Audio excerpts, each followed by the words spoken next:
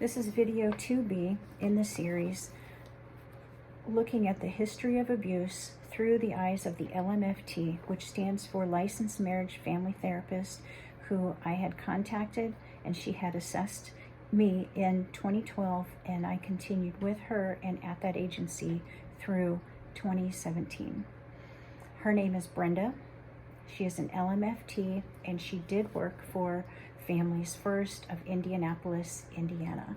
In email correspondence, roughly June of 2015, to encapsulate the abusive behaviors seen from my abuser to myself, scaring me, repeats demands, hovers, attaches himself to me, rants, forcing eye contact, talks about strippers, etc., says he engages with pretty girls, he wastes our budget on himself, pole vaulting. This is a practice of shifting weight to put pressure deep on the rectum during intercourse, causing physical and emotional pain. Rape. Jason has raped me. He has made the bedroom a place of fear. He ruined my singing voice because of the screaming. So the history of abuse in her report,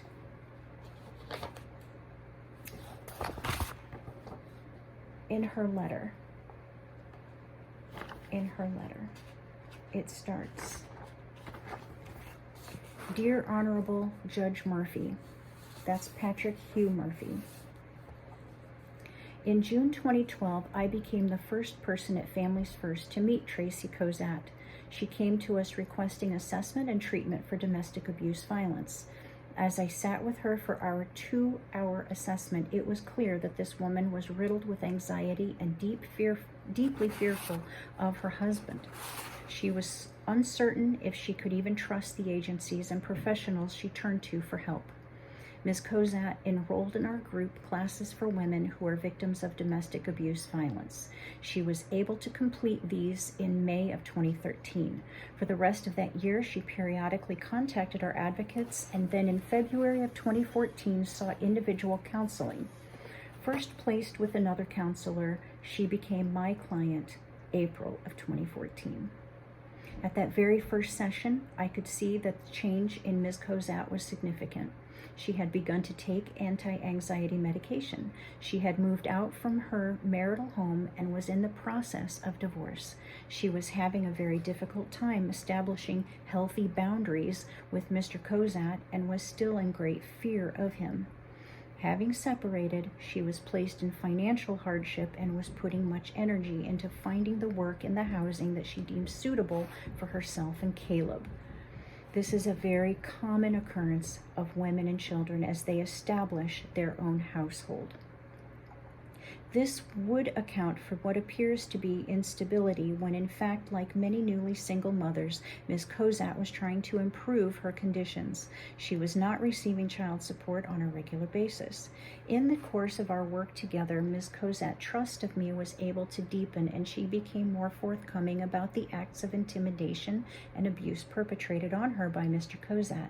Because this document might become part of the court record and therefore accessible to Mr. Kozat, I cannot elaborate on the specific abuse due to the protections afforded Ms. Kozat by VAWA, the Violation Against Women's Act, which has now been ratified. Thank you, President Biden.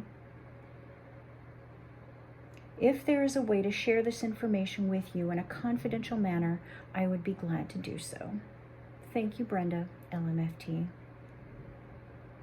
In all, since April 2014, I have had 19 one-hour sessions with Ms. Kozat. In this time, she has steadily grown in her ability to manage anxiety and fear. She has come to understand that in the past she would run from problems, and now she is equipped and empowered to better deal with difficulties. She continues to become stronger in her ability to calmly deal with difficulties. In the past 3 months, she has developed deeper insights, allowing her to use her strengths instead of reacting with fear as she used to do. Over the course of treatment, We began to address the ways in which Ms. Cozat was still being victimized by Mr. Cozat and worked to establish more healthful boundaries for her, which she has been able to implement. As a result, she has found that her stress diminishes. Ms. Cozat has been willing to share her parenting practices with me and discuss what is healthful for Caleb and what might need changing. She has also brought Caleb to 3 sessions, allowing me the opportunity to observe their interaction. She has shown appropriate interactions with her son when he has come with her to session. Caleb appears to enjoy his mother. Because I provide play therapy services, there are several materials in my office. Caleb would engage with her from time to time as he played and explored these items. Ms. Cozat has shared the values and skills in being a good parent that are espoused in her faith community, Jehovah's Witnesses. These practices are consistent with current research and expectations set forth by the Department of Child Services as known to this counselor. She often references the values and practices of her faith as her guiding principles. Ms. Cozat has shared with me that others believe she suffers from bipolar disorder. One of the specific markers of this condition is an episode or more of mania. Though Ms. Cozat's history includes many signs of anxiety, nowhere in her history has there been any indication of mania. My diagnostic impression of her is that she has generalized anxiety disorder, which is currently being managed by medication. Due to being the target of domestic abuse violence, Ms. Cozat's anxiety became quite pronounced. And because she is under a physician's care for medication for anxiety, it appears that said physician did not diagnose her as having bipolar disorder. Ms. Cozat shared with me that the DRCB report brought up the possibility that she might have Munchausen syndrome by proxy.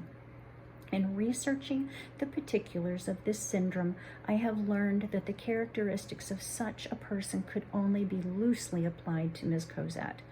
Please see attached information on Munchausen syndrome by proxy, or as it's known, factitious disorder imposed on another, as it is named in the Diagnostic and Statistical Manual of Mental Disorders, number 5. This information came from the Cleveland Clinic website and is cited. I would point out that Ms. Cozat has deep problems with trust and therefore is not especially cooperative with healthcare providers, but has reservations until such a point as they earn her trust. This is in contrast to the usual friendly and cooperative attitude of people who have Munchausen syndrome by proxy. Her concern for Caleb's health appears to me as no greater than that of other parents who are in a contentious divorce custody situation with their ex-spouse.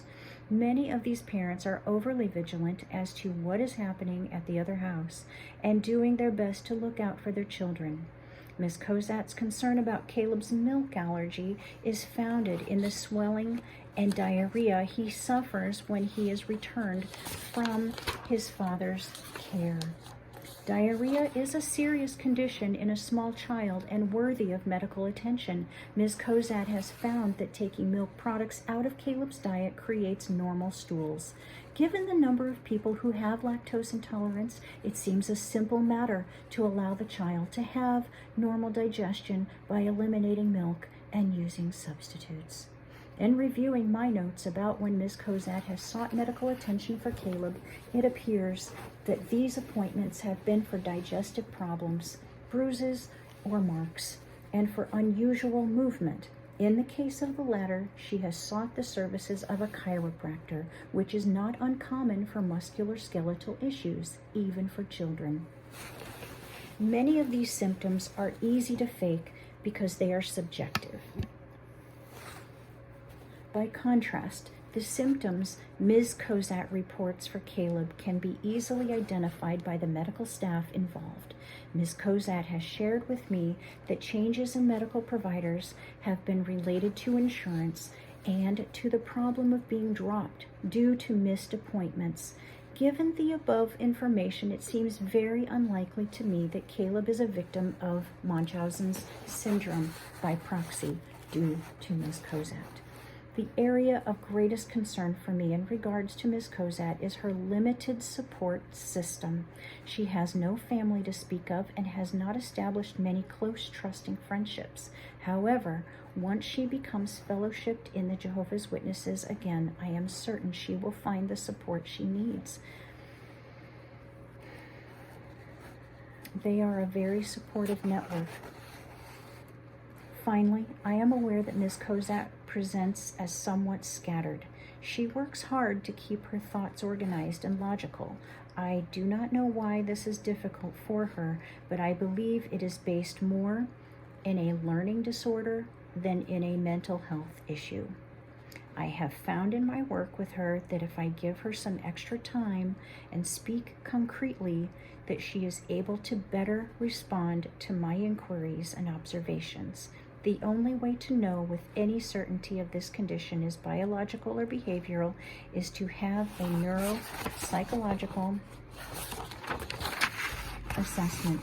Given that she has no insurance, this would be financially prohibitive for her. Even with insurance, the cost of this expensive examination could be prohibitive due to the copay.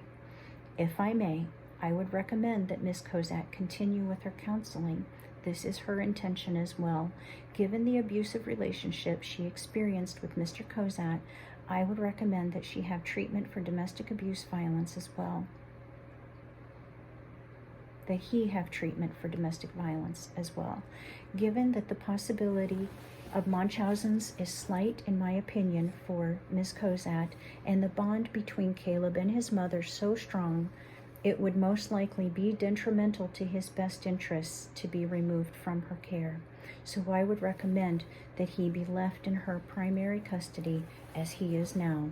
Because the issue of Munchausen syndrome by proxy has been raised, I will be particularly vigilant for it in my ongoing work with Ms. Kozat.